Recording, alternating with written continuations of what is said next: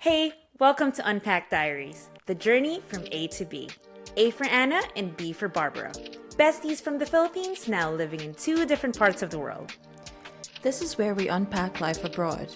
The real, the raw, and everything in between. It's like writing on the pages of our diary, but on a mic.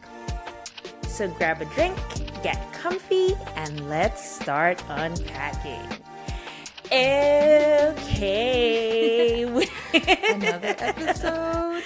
And we're back. Oh, by the way, we kind of have a new setup now.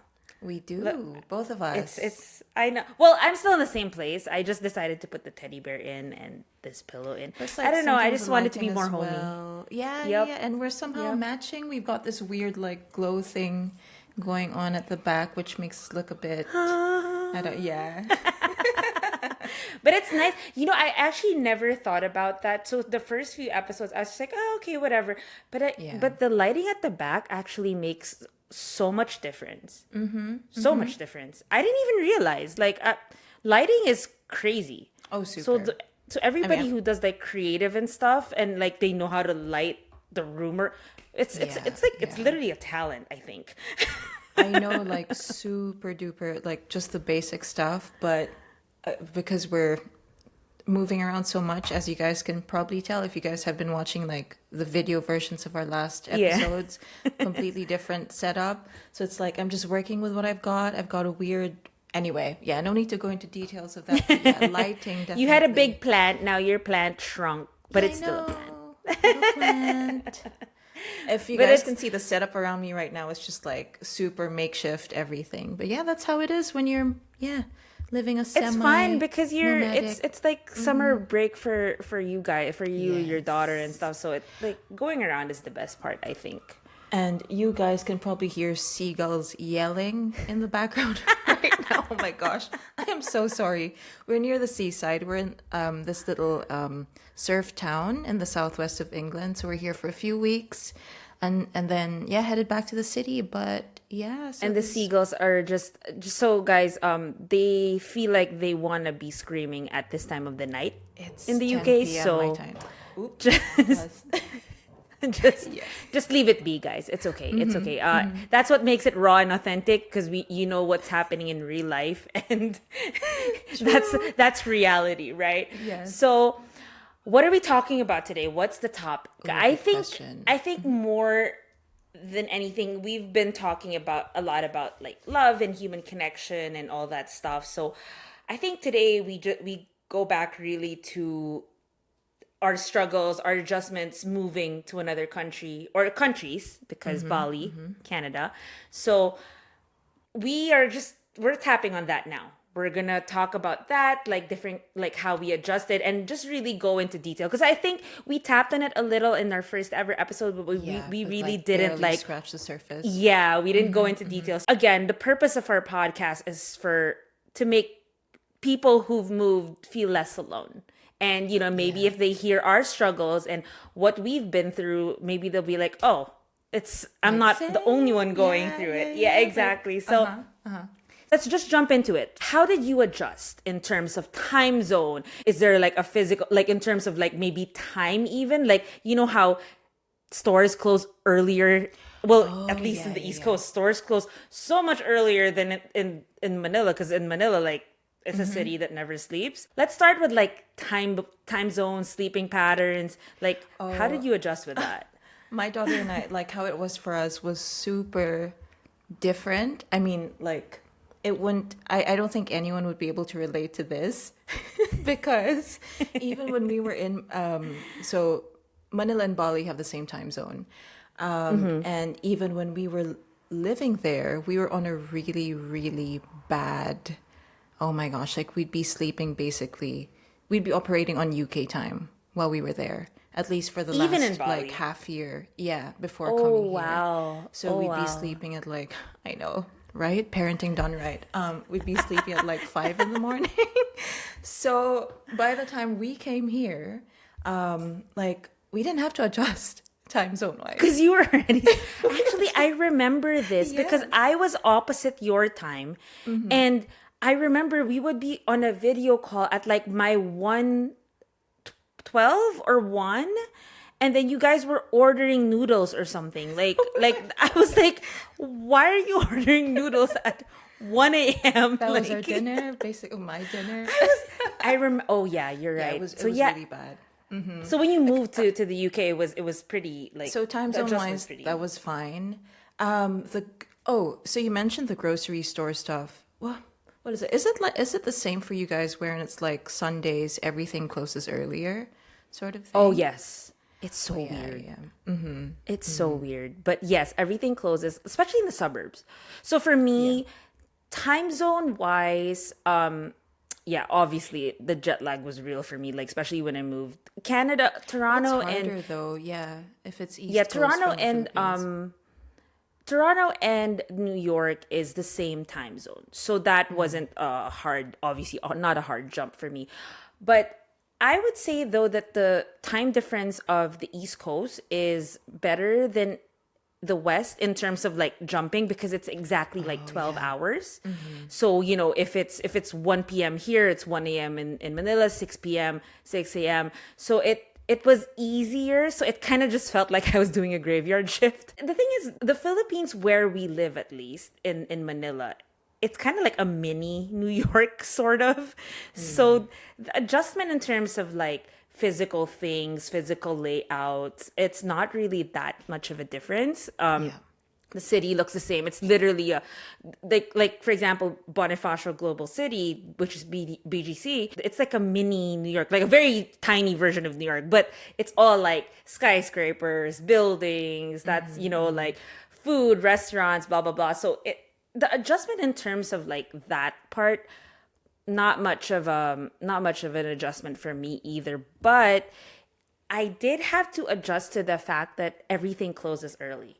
That was a little struggle for me. And in the beginning, I was like, gosh, this place is so boring. Are you serious? No, because we're so used to Manila. Like, Yeah. I mean, like anytime you want something, just drive out and something's anytime. bound to be open. Yep. And truth be told, like back in the day, we used to party till like 7 in the morning. So, like it was so weird to me that a lot of the establishments here or the plazas or whatever, they close at 9. And I'm just like, 9? What if I get hungry at 11? You know what I mean? Like it was like it was kind of an adjustment. Very real thing for us, getting hungry at 11. It was very real. So- And like another thing too that I noticed is that especially in the suburbs, obviously the city is different. It's lit up. Everything's lit up. But I realized in the suburbs, especially in private communities we call it communities, villages, they don't like street lights too much. So they kind of there's minimal street lights in these areas because they like the privacy. Apparently that's the reason. Oh, okay. And I'm not used to that because obviously in the Philippines, if you don't have a street light, good luck. Like, I mean, not where we live, but like in the general public. It's like good luck if you don't have a street light. So that was a little weird for me because, you know how we like to walk at night sometimes and all that.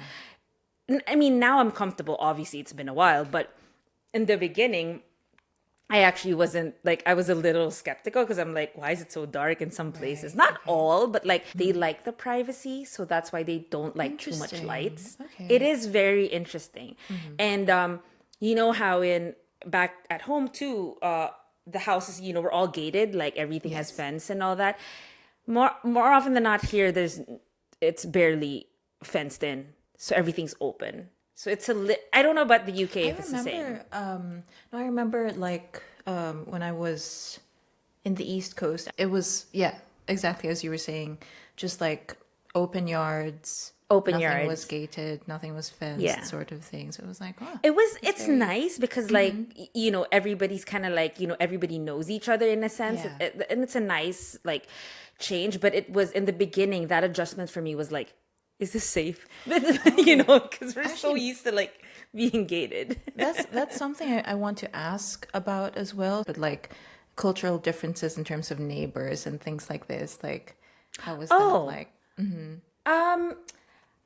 I like it because my neighbors are actually friendly. Actually, my recent neighbor, they just left, and I was so sad that they left because I loved her. She was so sweet. She was great.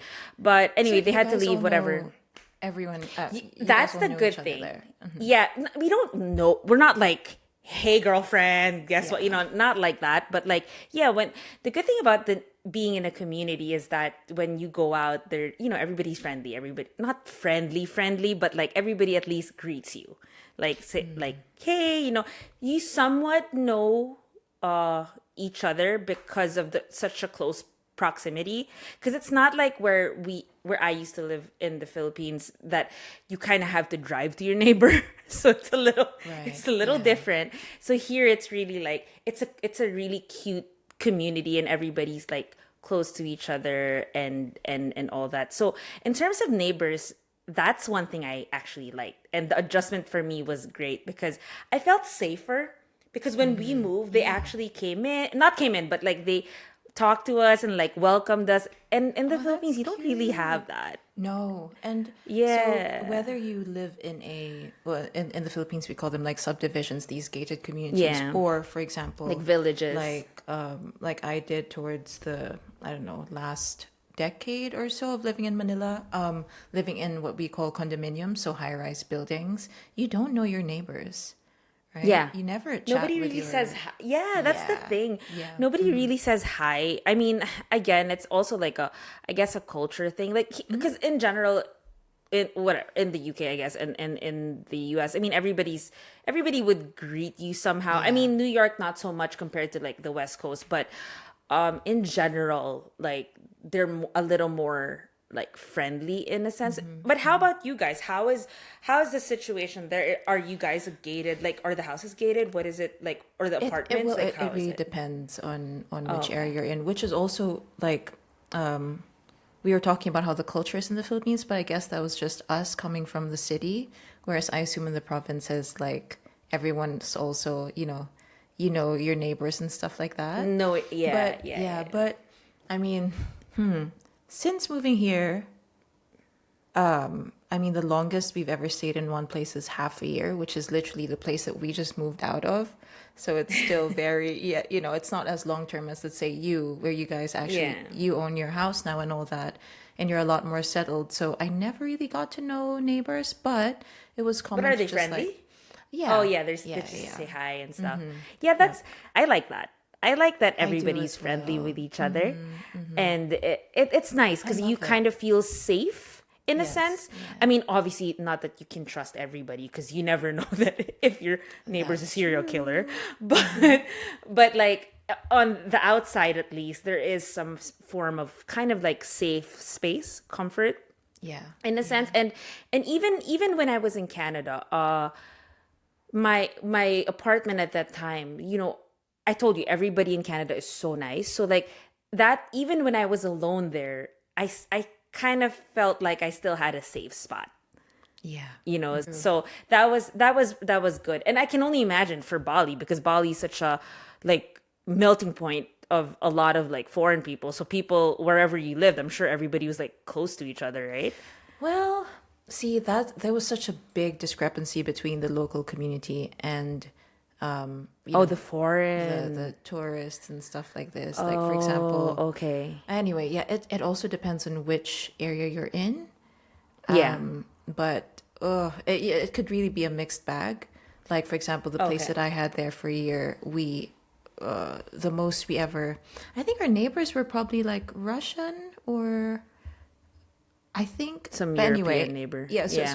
so also foreigners, and the most we do is like just smile at each other, sort of thing. Whereas with the locals, of course, With the anyway, locals, they're more like kind of not friendly, but well, yeah, friendly. They're yeah. Is it the But same as the it's really a Philippines in mixed Bali? bag. I Are would they say like nicer to foreign and not as nice to their fellow Indonesians or I think something? that would be stronger in Philippine culture, actually. Gotcha. Yeah, yeah. But So also it's Bali, you yeah. can't. It's hard to compare Bali to the rest of Indonesia as well, Yeah. because culturally they're very different. Like religion-wise, they're predominantly Hindu. The rest of Indonesia is Oh, yeah, yeah, yeah, Muslim. yeah, yeah, Yeah, yeah. Right, so right, stuff right. like that. And but okay, this is like really, I guess, pivoting because earlier Yeah. you were saying something about, like how in back when we were living in the Philippines, our neighbors would be like a drive away. And I'm really curious to know, like, how was the adjustment in terms of driving there for you versus the Philippines? Ooh. Oh my gosh, Because highways, for me, driving girl. here, mother of pearl. Well, yours is Mother hard of because Christ. you're right-hand drive, right? So that's difficult. For me, the local roads, they're fine. But when you go on a highway, their maximum is 65.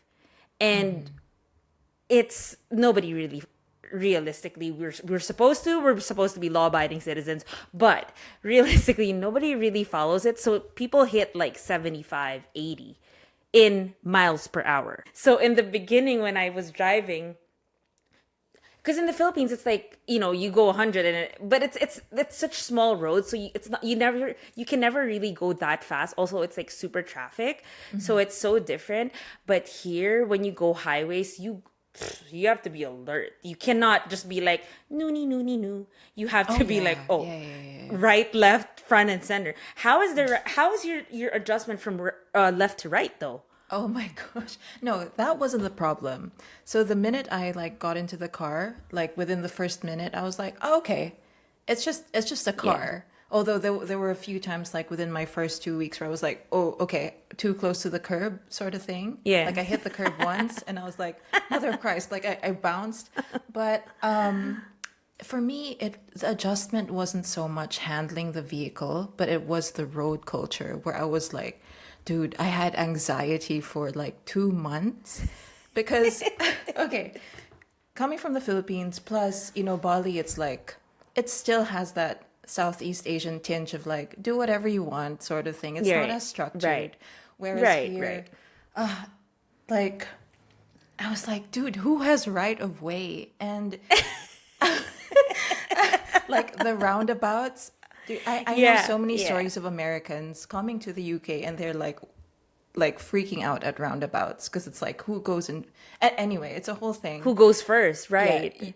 Yeah, UK roundabouts are like world famous for being confusing for foreigners. So for me, it was like, shoot, did I accidentally cut this person off? Was it meant to be me? Like, so I was really stressed out for a long time about the road culture, not so much handling the vehicle.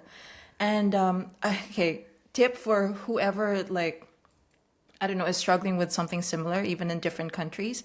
Actually, you should probably do this for every country that you visit and you're planning to drive in. Just like watch YouTube videos. Just like a quick, just so you That's don't go true. in blind sort of thing. That's true. So after Or I really started- like ask locals. Like don't ask fellow foreigners. Ask no. like locals on what to do. So, like when I would ride Ubers, I'd really observe like how they'd be handling, How traffic. yeah. And sometimes I'd even ask, I'd be like, you know what, blah, blah, blah, this confuses me. And because Uber drivers here are quite chatty as well. So like they're happy Okay. to talk Yeah, about here these too they things are. and- Yeah. So, but driving I in was it cities- was the same for me. It was the same for me. Okay, yeah. It was more of really the highways. The local roads I didn't really mind because it's the opposite we for we me, drove in Manila, like come on, like local roads easy peasy. But the highways and like the whole, if you drive like a granny, go to the rightmost lane. If you are following the speed limit, stay in the middle.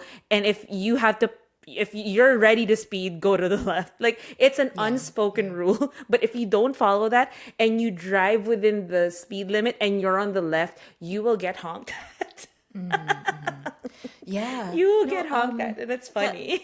That's the thing here as well, is because remember, I think I mentioned this in, I don't know what episode it was, but like the thing that stuck with me now from being here is that even when I travel abroad, I'm like, oops, sorry. Or like when I'm in the way of someone, I just keep on saying sorry to everyone. So that sort of thing translates to road culture as well, wherein it's like And you're like, sorry.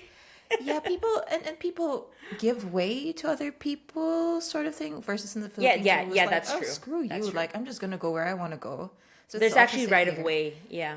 And not even just right of way, but sometimes people would forego that right of way just to be polite in a sense. Yep. And so here as well, roads are, actually very narrow. It's not like the US where, highways are like Yeah. stupidly wide, but here roads are very, very narrow. And in the like countryside driving, for example, roads are literally as narrow as provincial roads in the Philippines, sometimes even narrower. You can barely fit two cars, and the speed limit there is like 60, 70 miles per hour. There's no, Oh my goodness. you don't even have a line dividing like the two directions. Oh And it's my like, goodness. I don't know, foliage, like bushes on either side. So it's Oh really my like, gosh. so narrow roads, especially in the cities where cars are parked, like on either side. So you really have to like pull in sometimes, let the other like side pass first. You guys like signal Oh, to each other like wow. thanks or like go ahead or whatever. So Yeah, there's a yeah. really polite thingamabob going on, which like once I started getting into the groove of doing all that, I was like, okay, I'm feeling like less anxious about like You feel accidentally like being rude or something. because they're also nice, so like you kind Yeah, of so it's like, they oh, give you shoot. they're a little Yeah. gracious about it, so that's good. Yeah. Was I there definitely got anything? honked at my first couple of Oh, weeks. I did a I lot felt of so times, bad. especially here. It was so bad. It was so bad. Okay. Was there anything there though that you were like, oh my gosh, this is so basic. Why does it take me 20,000 years to do it? Ooh. Did you have anything like that? I mean, the worst was probably just the driving thing. I was like, why Why is don't I this know? causing me so much anxiety? Like, I know how to drive, but like, why is this so, yeah. You'd be surprised. For me here, what the adjustment, it wasn't if why am I doing this so slow? For me, the another adjustment here in the East Coast is how fast paced everybody is. Oh, yeah. That was my adjustment because everybody's let's go, let's go, let's go. We So need you to get felt this like done you were, yesterday. You were like falling behind sort of thing? I think my first few years, I was, no joke, very stressed because I had to keep up with everything. Because even simple things as ordering coffee in a cafe, in a coffee shop or whatever, it's like next, next, next. Like Yeah. it's not like the Philippines, you can stand there and be like, maybe I'll get a mocha frappuccino. honestly, But that wait, irritates maybe me, I'll get this. When Like people take too much time. Like when I go back well, and I'm like, now I feel that because I'm so yeah. used to the pace here.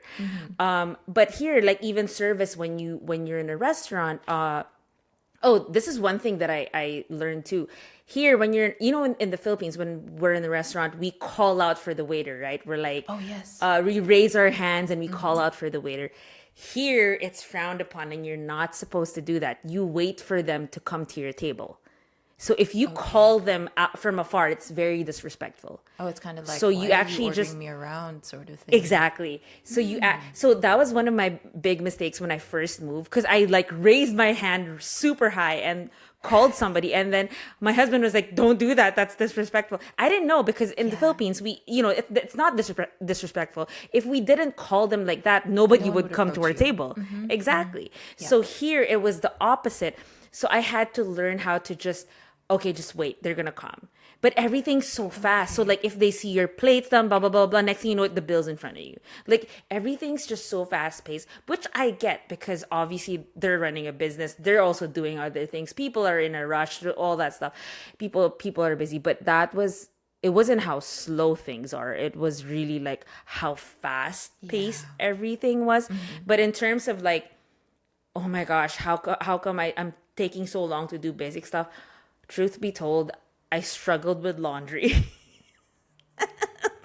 How so? I struggled with laundry so back in the Philippines, I never had to do my laundry. Oh, yeah. Oh, okay. Okay. Now So- I get what you're saying. So it was funny. It actually started when I was in Canada first. I had some Filipino friends there, and I called out one of my friends.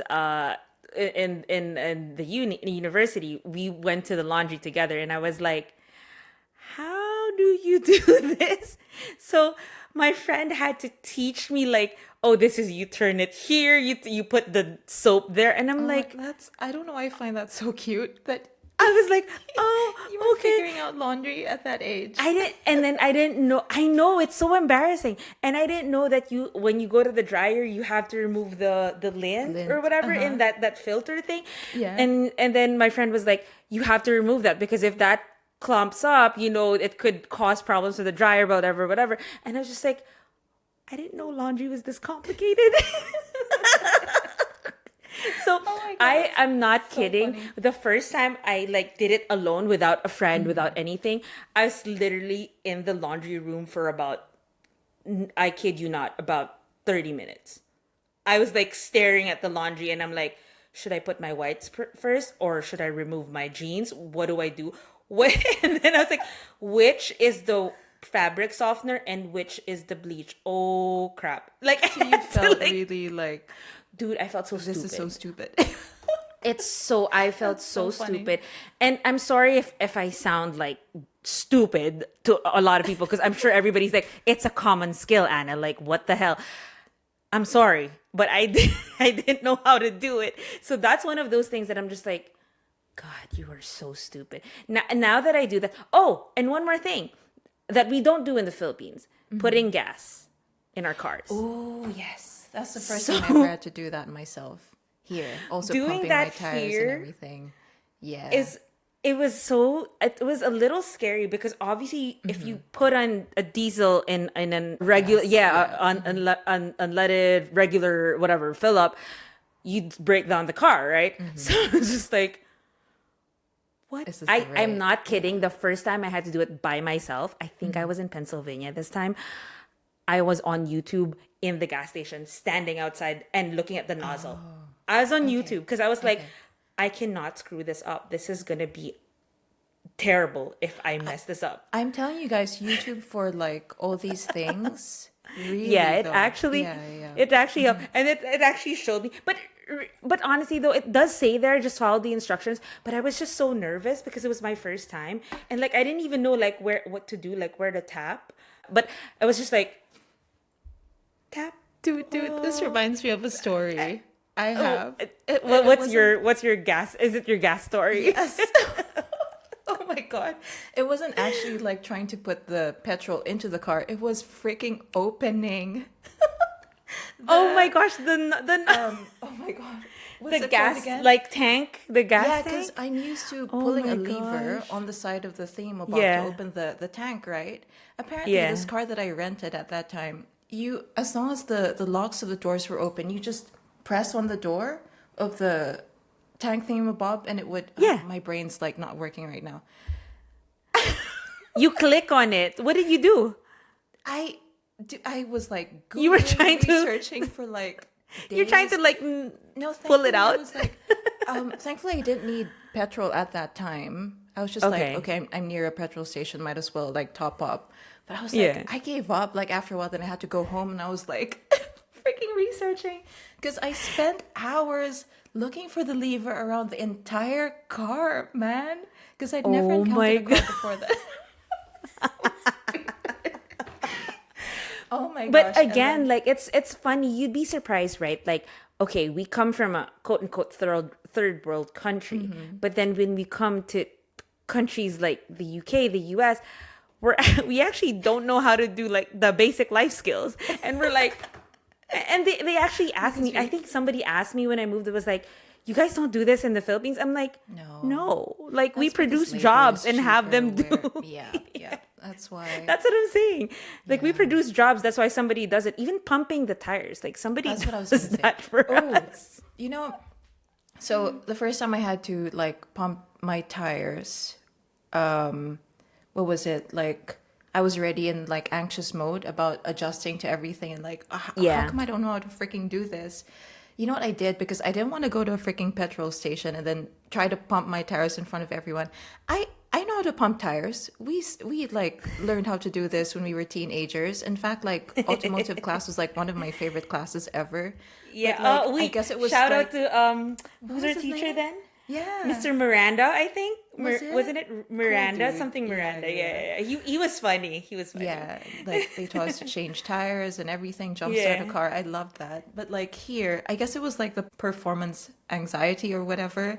I was like, okay, I'm not freaking for my first time going to a petrol station and like looking stupid in front of everyone the first time. I bought I travel with it though. I bought a portable pump, air pump that you plug into the Oh no way. Yeah. So now like it's perfect for emergencies though because Actually, like I have the electric one. Yeah, Yeah. that is helpful. I mean, That's- that was yeah, I yeah. only got it like 2 years ago, so it's different. You were smart enough to get it when you arrived. So But that was perfect because like I love going on road trips. So just in case of anything, if I need to suddenly top up my tires, like You if I have can't, something. so. But yeah, I literally I went on Amazon. I was like, I'm doing this in my yard and not in a not outside in front of the whole world to see I how know. stupid we are. So yeah. how about like body wise, like weather wise, like your skin, sleep, like how did you adjust the food? Did you adjust? Was there an adjustment for you? Food completely fine. Bali though, anyone who's ever been to Bali or has heard of Bali belly, like it's an actual thing. What's that? Where like everyone who goes there for I guess at least a week or so like comes down with really bad food poisoning. Oh wow. Yeah. And I don't have a sensitive stomach, but oof, I definitely went through that. And one of my local mom friends there was saying Yeah. that it takes your system like roughly about 2 years to fully adjust Oh to the wow. water there. And so, yeah, even I mean, you weren't drinking tap water there, were no, you? but of course, like when you go to cafes and then the ice and say an iced coffee or Oh, something, gotcha, or what gotcha, they used to gotcha, rinse, gotcha. maybe salads, or Yeah. it just sneaks up on you, and suddenly you're like, "Oops, 5 days out, like bedridden because you have really bad food poisoning." Coming Oh, okay, here, okay. not really any adjustment, but during winter though, like how dry. Well, I mean, it's not the first time I've experienced that though. Like usually when I come to, let's say, also New York, East Coast, Yeah. Yeah. other countries in Europe during specific seasons, then my skin does change. But this is really weird and it might be a weird visual for people. But during winter, my nail beds became really short. Has Oh, that ever like happened to your you? nails were no, Yeah, to like the it point wasn't where I was like, growing. Yeah. why are my nails suddenly so stubby? Oh, wow. Like they literally became like I don't like baby nails. I was like, what is Oh going my God. on? My hands like That's too no, no, for me, oh my gosh, the two things moving because it was so winter is obviously something I've never really experienced, like living in, and I think I mentioned that before. Like I jumped from tropical Philippine tropics to Canadian winter, which is Yeah, oh my the gosh. most stupid thing you could do. So anybody who's planning to move, please don't move in the winter. Just a friendly True, though. advice. True, Like true. just a try to slowly move. Like maybe move in the spring or the summer even. that's actually real Don't move in the advice. winter. Yeah. Don't move in the winter. It's the worst advice. Compared to the US, which is I don't know why, but in New York, Canada also in the winter, like you barely see any sun. So you get really depressed Probably if you're because they're not used higher to up, it. I guess. Probably I don't know, but in New York it's not like that, and the East Coast is not like that, but it for Toronto, yeah, it's like no sun and then it's so cold. So if you are deciding or you and your family are deciding to move from the Philippines or wherever you are, that's if you come from a tropical country to Canada, don't do it in the winter. Just a friendly advice. It's really rough. But in terms of that, hair loss was terrible for me. I had to go through so many different kinds of shampoo because the shampoo that I was using in the Philippines wasn't working, and I was having so much hair loss, like clumps of hair because my scalp was getting so dry. So that was like a problem. And then this is not because of the weather specifically, but I grew up, I had eczema. As a kid, I already had eczema. Okay. So the winter actually aggravated my eczema. Yeah. So I had like spots of like eczema like during the winter because it was so dry. So I always had to have like a humidifier in my room because everything is centralized. Most of the places are centralized air. Like if you live in an apartment or you live in a house here in the East Coast, at least more often than not, it's centralized air. So it's really like you really the have to heating's like very have a drying. humid, Yeah. very very drying. Like whether it's the air condition or the heating, it's very drying. So you have to have the humidifier, especially if you are somebody with like very sensitive skin or you have eczema. But those two were my struggle. I was so crazy about the whole hair loss thing because I even like looked for biotin. I even looked for like collagen. Like it was pretty crazy time, Has your especially body when I like was in Canada. Oh, sorry. But like, has your body adjusted in that sense? Like during winter, do you still go through that, or?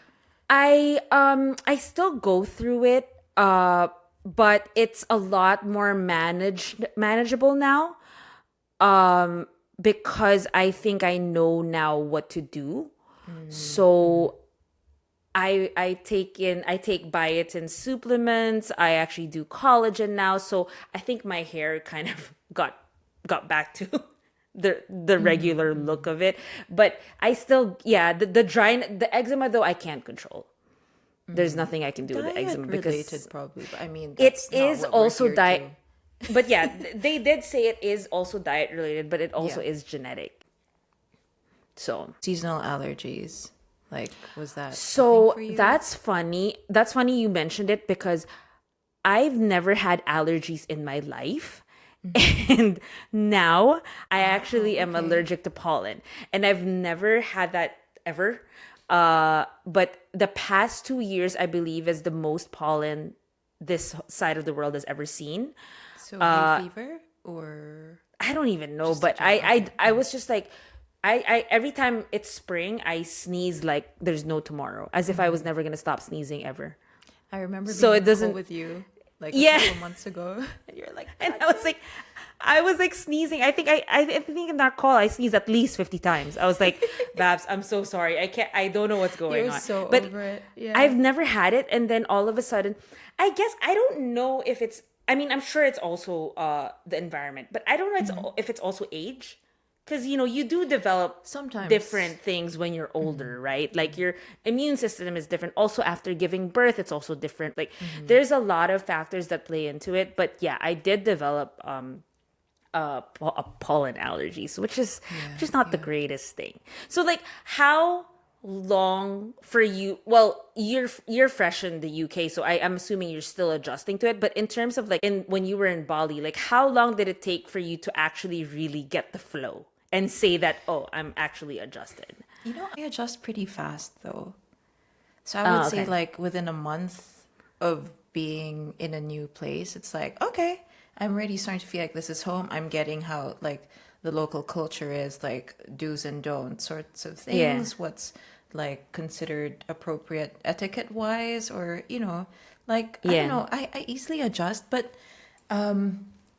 there's this weird thing here, though, that here in the UK that I've only ever experienced here. And I was literally like early this evening, I was really wondering about why my brain has a sort of reaction wherein it's like, when I'm at home, okay, let's say I'm walking down the street. Obviously, I hear people speaking like with the various, you know, British accents or accents in the UK, and it's just like, okay, normal day, duh.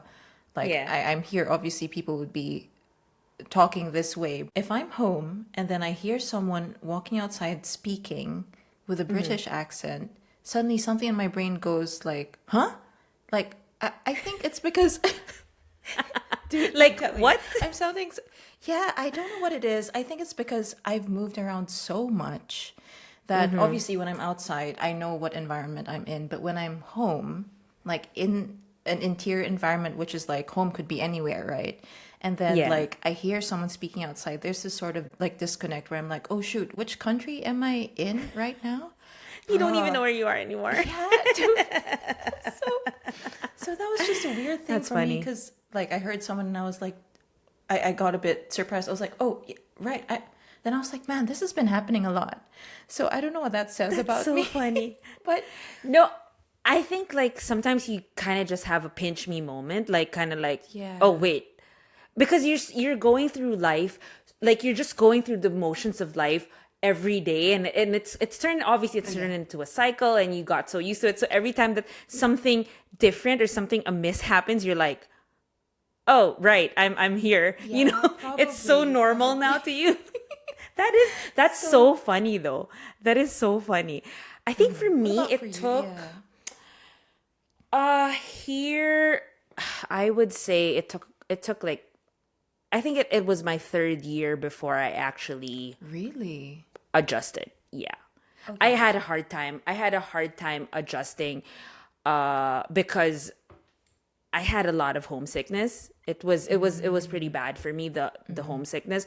But and it was just quite a culture shock because like I said, right, people are not as nice here as it was in Canada and stuff like that. So it was a lot of adjustment for me. Even how they talk is very different. Like it's the humor is very sarcastic, very sarcastic. And if you don't get it, and we come from a country that we're emotional and all that stuff. So there was a lot of times that I felt offended, but like nobody else was offended. It was just me because I was taking it too seriously. So that was it was a little rough for me on that end because people are just like when they answer you, it's very sarcastic, but they don't mean to be disrespectful. It's just how that's just how people talk here. So it took me a while to really understand. When you say 3 years to be adjusted, like what's your definition of adjusted? Like absolutely feeling at home or That I just, have, you know, yeah, that I have the whole flow into it. I think okay. also in the first few years it was a little different for me because when I moved here, obviously I was in my then boyfriend's apartment. So it was his place. So right. I didn't really kind of have a feel of like any ownership. So I felt really like That was an extra at the edge of my seat, like it wasn't, I didn't have ownership to anything, which is, he didn't mind. And honestly, I shouldn't really like have minded or whatever. I didn't really mind, but it's just, No, but of course it you're still contributes to like, that feeling of like this is you're in a you still liminal have space already, correct. adjusting to a new country, a new Correct. living situation, all that. So Yeah. yeah, And like living from like obviously all my life I've lived in a house, and then we moved to an apartment before moved to this house. Like we were in an apartment, so like the space was making me feel a little claustrophobic.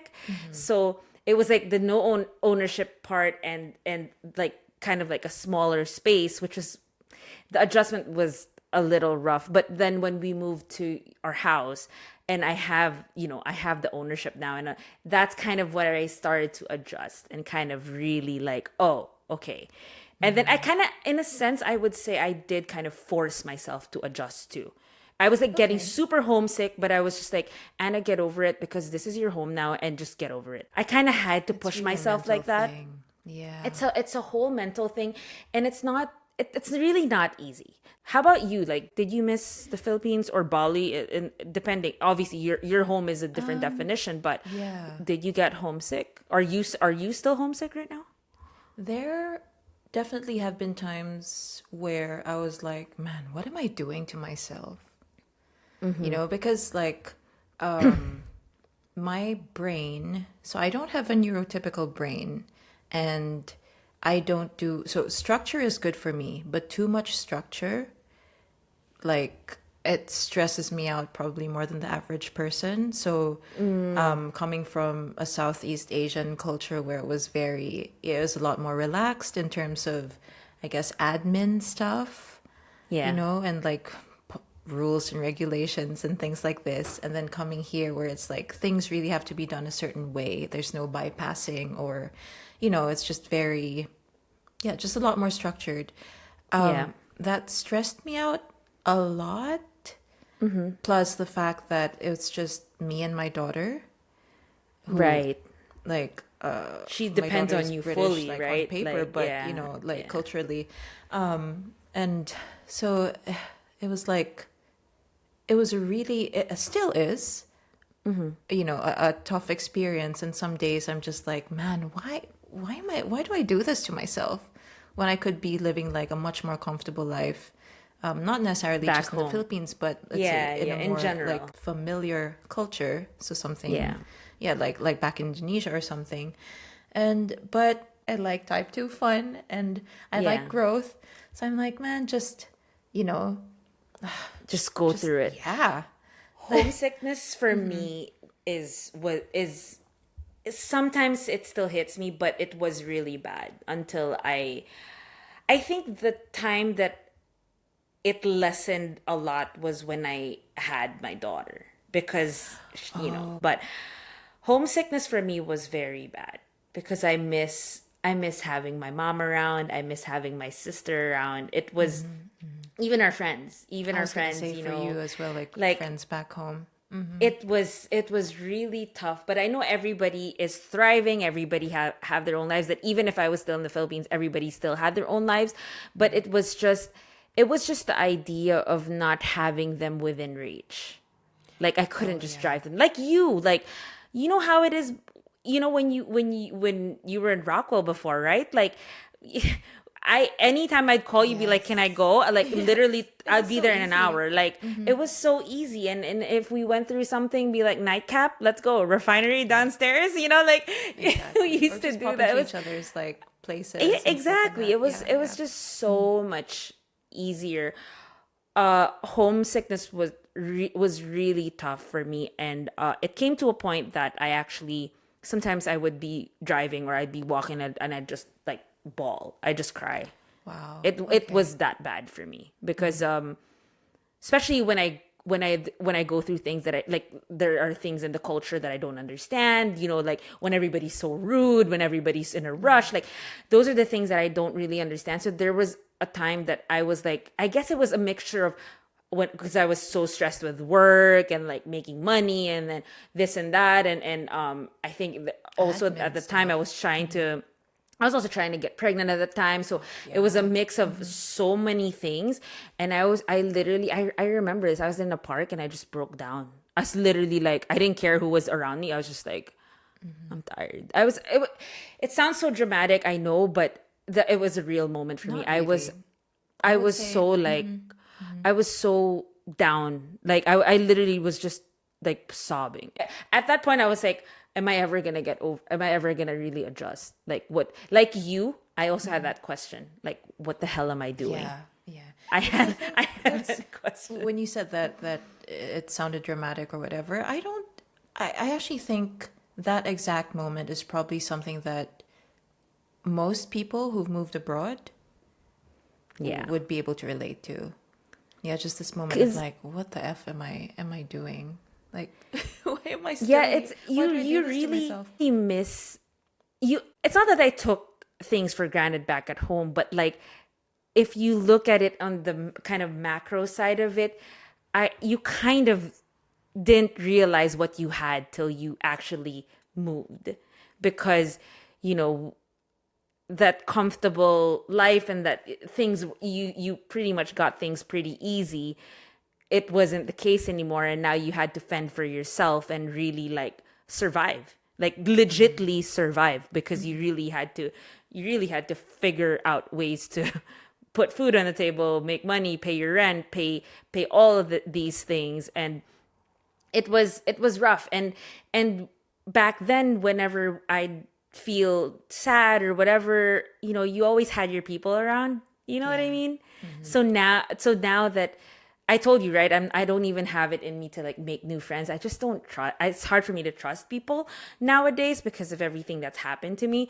But like, you kind of miss that when you go through something, I could just drive to you or call you or and all Yeah. that. But it's different now because all your closest friends are in another time zone. So it was a little rough, I would say. I think a lot of the growing up for me and a lot of the growth was how to really manage my emotions as well, because it was so rough for me in terms of that. And in the beginning, I was so sensitive about a lot of things that it actually like affected, like, you know, people around me too. There were times that I'd be so stressed that I'd just like not really snap, but I'd kind of like lose it. But then it's a mixture of everything, like the stress with work, and I miss my family. Like it, there was a lot of factors, but you get through it. That's the thing.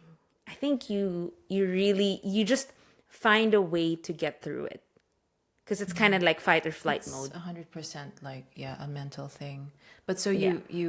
I mean, I assume you went through these moments of like, I don't know, did you ever get that close to just going back home? Oh, so many times. You have no idea. Like Okay. so many times I would think like literally like what the hell am I doing here? Like Yeah. I'm done. I want to go. But like even basic household chores, like freaking No, it's doing the true because dishes and sometimes, laundry, I mean, dude, those it's are exhausting. relatively small things, but on days when you're already overwhelmed, like you're at mental capacity, and Yeah. there's just that one thing that adds on to everything else going on that day or that week, you're just like, Yep. oh my God. But for you, like homesickness, I mean, you said like you Homesickness for kind me of is wish, different. but it was, but because you said it's easy for you to adjust. So that's like kind of Yeah, a yeah, good yeah. thing, right? Yeah, it always takes me a while to adjust in anything, not just the whole Okay. move, but in anything. That comes in I think my kind of type A personality. I'm a little control freak in a sense, which I shouldn't be, but it's just how I've always functioned. And I feel like that's kind of my defense mechanism too when things go wrong. It's weird because if I'm controlling it or I have scheduled it and things go wrong, it's easier for me to let it go because I'm like I did my part and it still went wrong. That's Oh, not on that's me. interesting. Yeah, yeah, yeah. But if things go wrong because I didn't plan it, it Oh, then you're takes a like, man, I could have done total this differently. I could have correct. like tried It takes harder, a blah blah blah. total like Okay. I don't know what kind of personality it is, but it takes a whole different crazy mindset for me, and I get so flustered and I get really stressed. So like I guess the being control freak is kind of a good thing in my case, because at least if things go wrong, I kind of let it go. It is what it is. Things happen for a reason. But if I get surprised, like in a bad way, not the Right. nice kind of surprises, Yeah. dude, I crumble. I can't function for some reason. Everything goes like haywire. Like I can't focus if things like that happen, which is hard because that's the whole point of like when you move, you have to be able to like adjust kind of quick, Yeah. So right? like, would you say your lifestyle there right now is more structured than it was when you were living back, when you were in Manila, or like because of the culture, right? Like with I how. think structured, yes, but I think it's structured because it has to be. Exactly. So is that something that you find works for you more? The fact that it has to be more structured, or Yes and no. Because yes, okay. because I like the structure, I like Yeah. planning, but no, because if it falls apart, then I kind of fall There's a apart with bigger it. sort of like Yeah. impact. But like, Okay. because at least, because back at home, like back in Manila, like even if there wasn't much structure, I always had a backup plan because I knew the place, I knew the people, I knew what to do if this doesn't work. Here it was like, if this doesn't work, wait, what am I gonna do? I mean, No, I'd still same. solve it. I'd still solve it, but like it's like what the hell am I going to do? How do you navigate that like when things don't go your way, but like you also have like a daughter like that's Yeah. old enough to like you kind of have to bring her literally like to whatever decision you have to make, really, like how do you like manage that? You know, it's just a weird mindset which applies to everything in life for me, which is like if something doesn't work out, it's fine.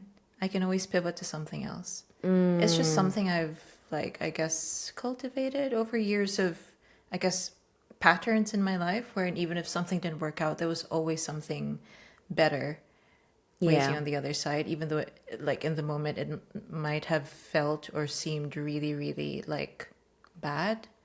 Yeah. So it's just like having that mindset, like, what was it? I don't want to get too much into details, but there was a time, I guess half a year ago, where I almost, I'm going to be super vague about this, but like I almost couldn't stay in the UK. Like Yeah. there was a point where there was a possibility that I had to just fly out somewhere else. Right. And I was like, shit, what, like in that moment, like instead of panicking and being like, oh my God, but my daughter has school and like, what are we supposed like the thought in my head was like, okay, a second of panic. And then literally like a second later, I was like, okay, so where can we go? Like there was a sense of excitement to it because it was Yeah. like, shit, okay, if this doesn't work out, okay, plans, a lot of plans will change, but again, like there could be something a lot better waiting on the other side. So It's that's see, this is kind of like you people will our listeners will also see kind of where we're different because we're the okay, so we're the same in a sense that we will find solutions. But yeah, the 100%. reaction before the solution is completely different because like you just said, right? You are the type to okay, I'm gonna panic for like it's just a short bit, but then 2 seconds after, okay, where are we going? So you kind of have that I get mindset. over it quickly. For me, it's a more emotional, dramatic route because when I have a problem and let's say I get thrown off, can't solve it, I need to go through all the emotions in inside out first: happy, angry, anxious, sad. And I have to go There's a through whole that list, a whole whole checklist. list first. Yes. And then but at the end of the day there is a solution, and that's where we're the same in terms of there's always going to be a solution no matter what. You're Yeah. never given a problem that you cannot Can't solve. solve. You are 100%. always I always believe in this, and I hope I could help somebody out with this advice that God, well, you know, God, whatever you believe in, the higher being or whatever, the universe, but God puts you in a situation because he knows that you can handle it. He knows that you're his soldier, you're the soldier of the universe, whatever it is that you believe in, that you can handle it, that you're strong enough to handle it. You will not be put in a situation that you cannot solve. And that I strongly, strongly believe in. And that's one thing that kept me through all the struggles with moving abroad, is that I know for a fact that I'll be able to solve it. I just have to cry first, but Yeah, but I'll be able to solve it. Yeah. There's that moment. But also this mindset that we both have, it's not something that we just developed overnight. Oh no. It was Oh based no. on No, like no, no, it's no. based on experience of like a lot of Absolutely. shit just hitting the fan, Yes. things pivoting like crazy, but at the end of the day we've still managed to and dude, the amount of growth over the last I don't Is know, decade for exponential. us. Geez, so I can't even like I think also and I think people who've known us from before to now and how we speak even or how we think about life, I would really think that people would see like there's a whole like 180 growth or whatever, like Yeah. 180 turnaround of growth and stuff, and we've worked on it for such a long time and still working on it. We're always going to be a work in progress, Yeah. but I think I would say I'm proud of us for how we've handled things. am. It's I been am. it's been crazy. It's been a crazy roller coaster, but we got through it. And in terms of like getting through it, like the whole adjustment, like what the hell, what am I gonna do? Like in terms of that whole homesickness part of it, like what did you do to like it can be shallow, it can be deep, but like what did you do to kind of whenever you felt a little homesick or wish you were back home, like what are the things that you did to kind of get over it? Did you go for a run or like because for me personally I would watch Filipino films to make myself feel better. I love You know, on Netflix, like, okay, this is so funny, but I'm gonna mention it anyway. But like, I was there's the whole section of Filipino stuff there. So whenever I felt really sad, I would watch one of those rom-coms, the whole love team era. Because in the Philippines, by the way, for the listeners who don't know, the showbiz industry loves this whole love team thing, whatever. Anyway, so they have lots of movies. It's So always dude, the same I would plot lines, but it's always the same. Like either bottom line is they end up together no matter what happens, or somebody dies or something like that. But I did that, and I was watching that and listening to showbiz news. That's kind of it's. I know it sounds so funny, but that actually helped me a lot because I guess I was pretty sure hearing it's a Tagalog. common way of like Yeah. coping. That's my Jolog's way, but how did you handle My gosh, yours? mine is gonna sound so much cheesier and like a lot more serious than what you just said. Because for me, it would really be to get on a call with like That's family or true. friends. Yeah, that's Yeah. true. Yeah. And then No, no, of course that helps 100%. No, remember I would tell you like, well, we disappear once in a while, but like in general, just every once in a time while. after a call, yeah. that's true. Every time after a call, it feels so good because you kind of like It's unloaded like a it. heart opening of I don't know. The feeling is Yeah. yeah. So those you can't- Filipino films are in between in when you between the have calls. disappeared. Yeah. So when you're available, I stop watching them again. No, I like but that I balance. swear, it's so funny. But like I have come to appreciate the Filipino artistry a lot more now, honestly, which I think is a good thing because you kind There's of a lot of like there's a yeah big talent, man. Like, I mean, I Well, don't really keep up with like, yeah. Filipino show business and the stuff. showbiz is different. But honestly, like, yeah, There's lots of talent there for sure. that's what I do because I think it's also because it reminds you so much of the cheesiness back home and it kind of like feels good. But in terms of like so with all the moving and stuff, do you think you had an identity crisis? I think we tapped on this a little that we kind of resonate. We didn't really have to adjust too much. Yeah. So did you have kind of like a crisis of I'm Filipino, but no, not really. It feels like I am where I'm supposed to be. Like, did you have that? For me, it was the opposite of having an identity crisis, because like I don't know what I look like today, but like even in the Philippines or like whatever country I go to, for some reason people have a hard time figuring out like my ethnicity. Like even in the Philippines, I'd ride, let's say, Yeah. a cab, and I Yeah. start giving instructions to the driver on like where I'm meant to be going, and he'd be like, "Ay, ma'am, Filipino ka pala," which is basically, "Oh, miss, you're Filipino," and I'd be Yeah. like, "Yeah," and he'd say like, "Oh, I thought you were Korean or Japanese or Chinese or whatever." Someone even said that they thought I was Indian once, and I thought that's a bit of a stretch. Indian?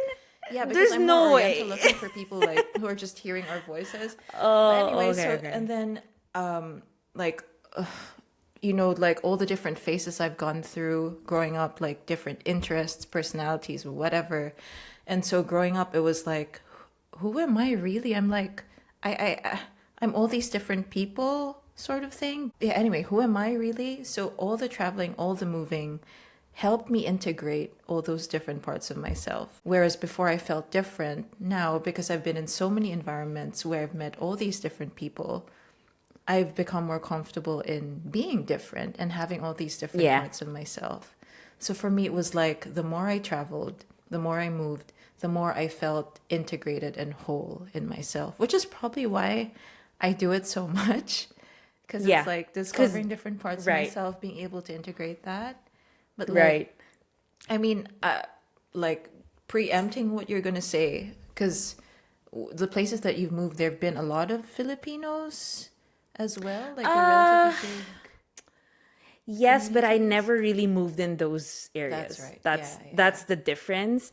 Yeah. I would so for me it wasn't really an identity crisis. If not for anything, I think it made me realize who I really was and who I wanted to be. more than an identity crisis.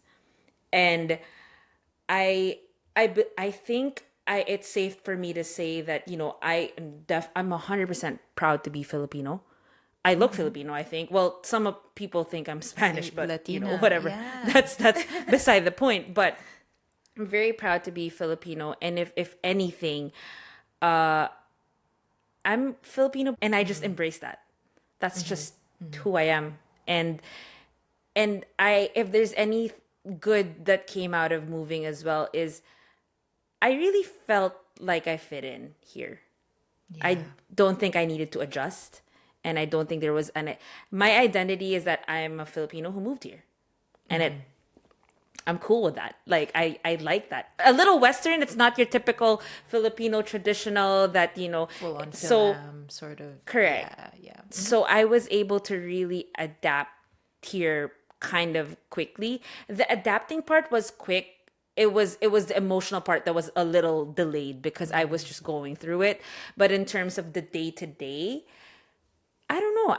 I don't think I ever had an identity crisis moving. If anything, it made me stronger, made me believe in who I am. It made me more solid to be proud of who I am as a person, even my personality. Like not everybody back home can understand that I'm like this. I talk a lot. I'm a straightforward person. I will tell you how it is. And to some people back home, it might be a little rough, but here it's like I just fit right in. Yeah. Because everybody's like that. I like the hand motion. Right? It's so interesting because I am not someone who I'd consider to be nationalistic or patriotic at all. But there's something so satisfying about like when someone asks you where you're from and you say, "Oh, I'm Yeah. Filipino," or "I'm from the Philippines." It's just like I don't know, like I love saying it. I think we mentioned this before. Before it wasn't like that for me. Like not that I wasn't proud, but it was just like I was leaning more towards my Western upbringing, But now, if they ask me, I'm just like, oh, Filipina through and through. Yeah. Like I don't care. And then when they see kind of when people see kind of like the achievements in a sense, which the achievements took time, right? It wasn't overnight. And there's still a lot of things that I kind of want to achieve slowly, but so far with whatever I have achieved, I actually want to be known as I want people to know that, oh, Filipina did that. It kind of made me stronger in a sense and more secured with my identity. I think that's the perfect line, is that I am more secured of like being like Filipino, So Love that. in terms of, like moving, was there a certain like in your case, well, I don't have friends and I only have my husband, but in your case, like, were there people that kept you sane throughout this whole journey, like that you could like kind of talk to in a sense? In terms of friends locally, so Yeah. what was it? We first moved here at the end of last summer.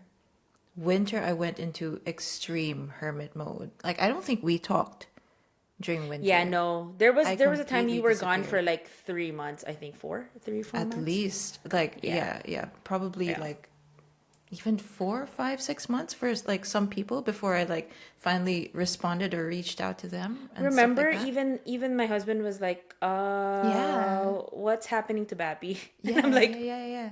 I wish I could tell you. I don't know. Yeah, so it's literally only been like in the last no, well, when spring started or towards the end of winter that I started like really socializing more and stuff like that. So I was pretty much because winter was when I went into like this weird depressive whatever it was I was going through. So I was going through that alone pretty much. Yeah, so And do you think going through it alone was a good thing for you, or would you have wished that you had somebody with you to go through it with? I think it probably like if there were people or if there was someone around me or people around me, I would have gotten out of that funk faster. Oops. Faster. Pardon the motor. That's fine. Thing passing. What are they But doing at like I know what is it, 11 12? p.m. here 11? right now. I mean, it is summer, so yeah. Well, but, yeah, fair enough.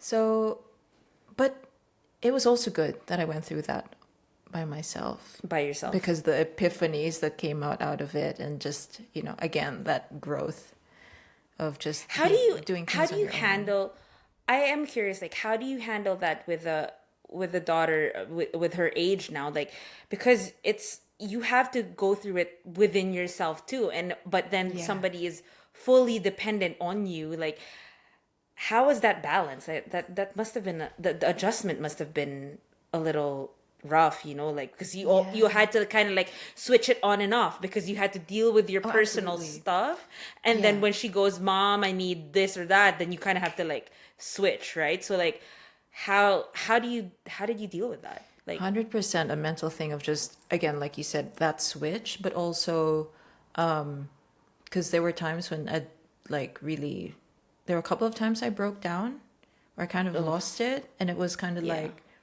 does she see those things? yes. So not always, because for me, like, there has to be a balance. You can't be fully transparent with someone who's her age, because Correct. of course, like, it's not her job to be like Correct. a parent or to act as like a sort of therapist or someone like comforting me in that sense, because I'm meant to be the parent, the adult. But Right. I also maintain a sense of transparency to sort of model, like, when she gets older, if she goes through similar times or situations, that it's okay to, it's part of feel. being human. You can share that. Yeah. So, but that's where it, like, that's the bit that I found tricky, finding the balance between those two things of, like, being transparent, showing your child that you're also human, and life is so and so, and it's okay, it's just a phase, or it's a mental thing, or so on and so forth. But at the same time, like, not completely, just like breaking down. Yeah. But I don't know. I'm telling How you, does she react? Like, does she? I think she's a lot more mature for her age than most she kids. is, But which like, that has its cons as well, because firstly, that because means she's she had to, understands like, a lot. Yeah. go through No, stuff I to get make it. her that mature, but also, I get like, it. like, she sometimes finds her peers a bit kiddyish because Yeah. she's used But to then seeing you how kind of think, right? Like, I mean, I guess no, I was like that you're too, supposed like, an to. only kid. Yeah, I Well, that's know. true. You're supposed to go through the kid phase first, but then it's so different. But kudos to you for being able to find that switch, You. My because God, like some days I'm that's like, not easy. I don't know what I'm doing, but I Like, guess that's life, though. And you just, do you you know, and I could say this to myself that I have felt a failure a lot of times. Did you ever feel like because you moved, like you failed at things, like you're such a failure right now? There were moments I thought I was really a massive failure, like, and it was a tough rut to get out of. I did get out of it, but did you ever have those moments when you're just like, I suck, like Dude, I really like, am terrible?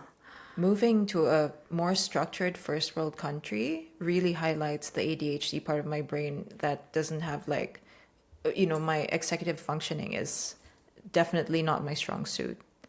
And basically being organized with, like, admin, mundane, daily things. Right. Yeah. That's where I'm like, oh my God, like, why do I? Yeah, that's the most frustrating part for me.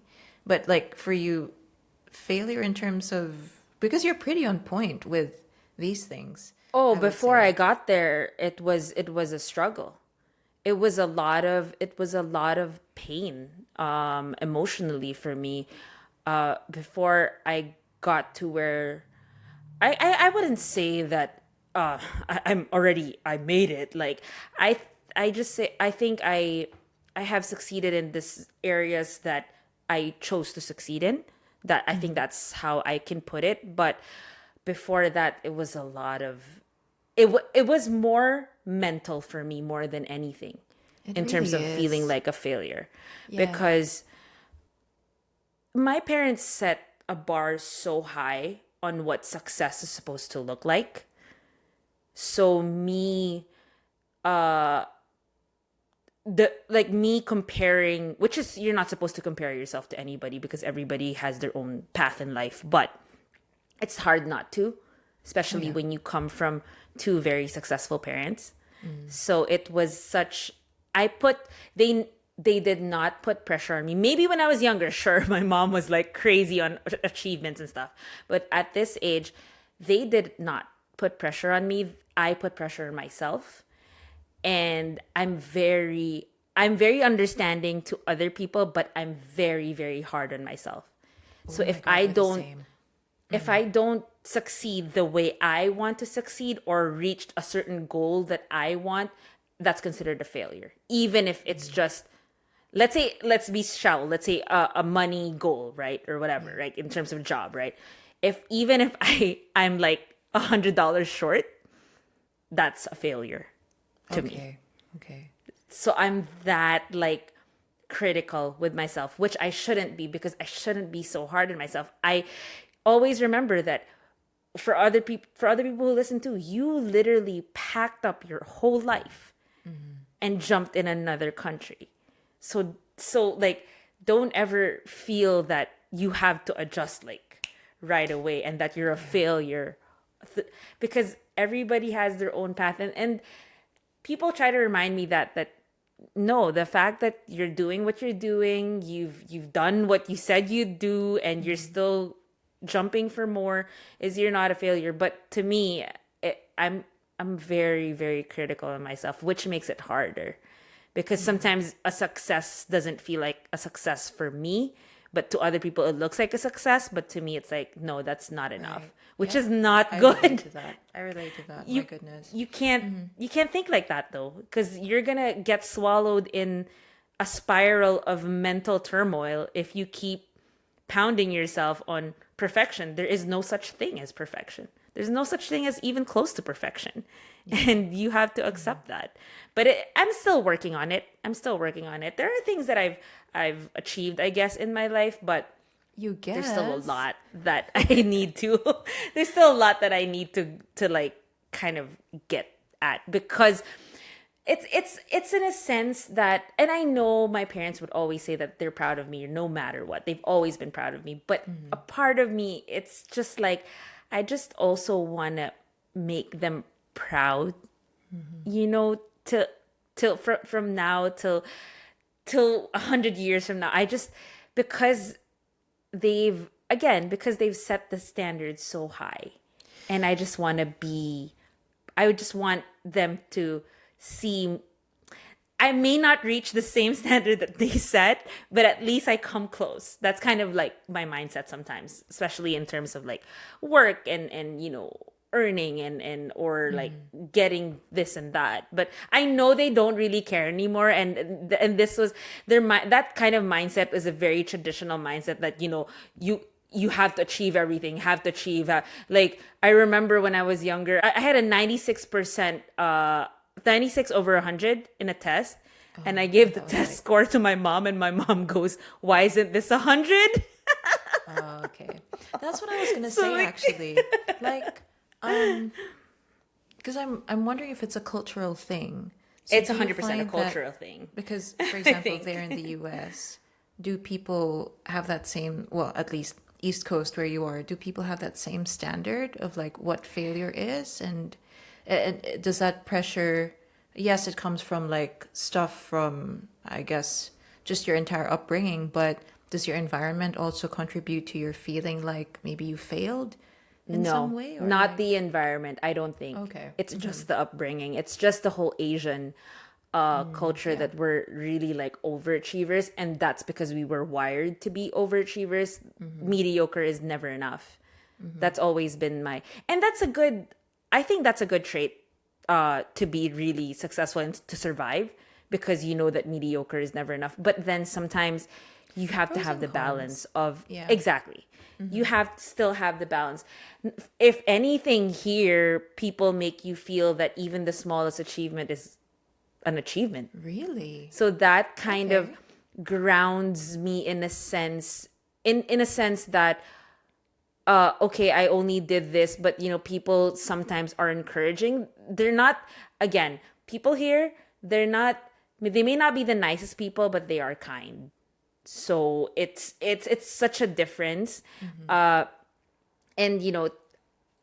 I think it's just me being hard on myself, and I shouldn't be, but it's hard because We that's are how to we, ourselves. My gosh. yeah, Yeah. we set ourselves to a certain standard, and there's nothing wrong with setting yourself to a certain standard, as long as you don't falter like mentally and like break down and ruin your whole like being because of it. Yeah. Everybody has their own version of success, and that's okay. What success to another person may not be success to me, but what my successes may not be a success to other people, right? So like everybody has their own path, but that's one thing I'm still working on, like just trying to be a little nicer to myself, which is kind of hard because it is a competitive world out here, which is still a good thing, like, but you have to have the balance. It's always about the balance. It's always about the balance. That's the But problem. even this podcast is touching on that super self-critical part of myself where it's like, that perfectionist part Yeah. of Yeah. my brain where I'm like some days I don't even want to, like, even though I know we have to, like, I don't even want to re-listen or re-watch our Yeah. recordings because I'm Yeah. like, I don't want to, see Yeah. anything that I can nitpick on and just, when we even like plan like obviously our topics and stuff, I try to remind myself to take a step back a little, because sometimes I overdo it, because again, type A, always a planner, has to be my way, blah blah blah. But I can't, because it's not going to be authentic. It's not going to be real if I just structure everything. So it's, we need some form of structure, but it can't be like this is it and that's the only thing you're gonna do. So like, I think growth wise, yeah, we've definitely grown through the years, like this whole experience of moving, and I'm sure people who've moved can feel that. And even if you feel like you haven't grown, trust us, we are sure that you've grown in some aspect in your life. If you zoom out, because of course, like, you living your life day to day, sometimes you don't really see much difference. You're just like, you're just going through the motions, so on and so forth. Right. But once you zoom out and take a look at really, the different, not even milestones, but just, taking time to like step back and look at where you were X number of years ago, or where you were before you moved. Like, I'm not talking about where you were physically, but like, or even that maybe, but mentally, mindset wise and all that. And just taking time to just, I don't know. So kind of like, just to wrap this up, like, what do you think, what is your advice to people who maybe just moved, they're very new, or to people who just moved and still feel out of place, or like even if they've moved a long time and still feel out of place, like what is your advice for people that did that? Oh, that's a tricky one. That's something I never thought of before. I think first thing I would say is just really, there are going to be many times where you probably feel alone, like you're the only one going through whatever it is you're going through. It could be, a whole like plethora of things, of issues that just feel like they're piling up on your plate and you just don't know how to navigate them. But there's always, bound to be someone else there who's been there, done that, who's currently going through the same thing. And, like, I have been through a couple of depressive episodes in my life where it's like, when you're deep in that, you don't really want to reach out to people and things like this. But, it's always gonna, that's the one thing you should force. No, okay. Yeah. I'm going to put a caveat to that, because it's going to do you less good if you just force yourself to randomly socialize with, people that you might necessarily feel safe with, environments that, might that aggravate. might cause problems. Yes. But yes, but reaching out to people who you already trust and you feel comfortable with, even if it's just one person, and then, sharing that burden, or just, it's so hard to explain, but it makes like a world of difference, really. Just being able to share whatever you're feeling, or whatever Try to you're talk going to through somebody. with someone else. Yeah.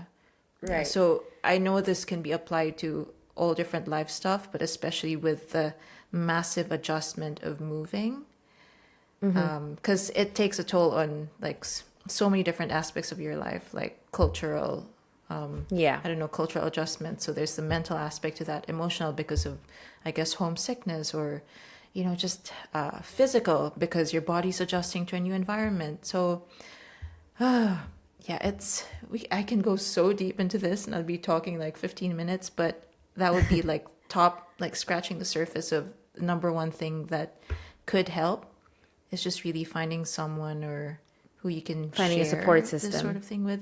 And also, okay, I know this is a parasocial, a parasocial relationship sort of thing, but, and I swear, I'm not trying to plug our podcast, but like, listening to other people who've been through something similar, or who are going through something similar. Yeah. Even if you don't actually get to talk to them, it's just because that's what's happened to me.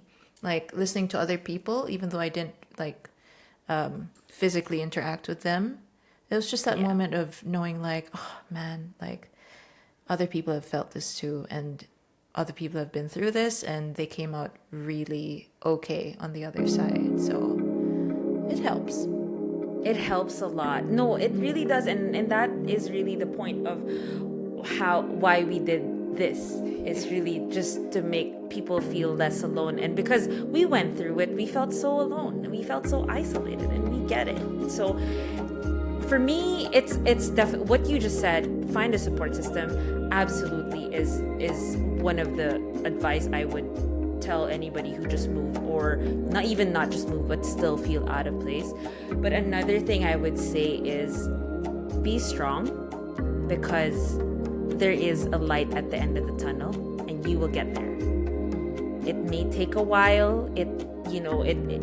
Everybody has their own timing in life, but don't give up. Just get at it. Go get at it. Live day to day. Don't give up, because trust me, the light at the end of the tunnel is a very pretty light. So you will get there, whether or not you get redirected somewhere else or whatever. Redirected, who knows, maybe you want to go back, or whatever it may be. Which is fine as well. If whatever it may be. Decide to go back home. Yeah. Doesn't mean you're a So failure. It's just exactly. Whatever it may be, just be strong and fight. Just fight. Just fight, no matter what it is, no matter what you're going through, you will survive it. You are never faced with any problems that you can't handle, so you will survive it. And trust us, it will be so fulfilling once you get there. And we went through I went through years of trying to self-hype and be like, Anna, you got this, please, you got this, don't give up, you got this. I'm still, but I love that. see, and there are phases that I actually still go through that and be like, Anna, you're okay, you got this. But just be strong. Things are gonna turn out. Things always turn out. And even if you don't see it right now, there is a reason for everything. There is a reason why you're going through it, the way you're going through it.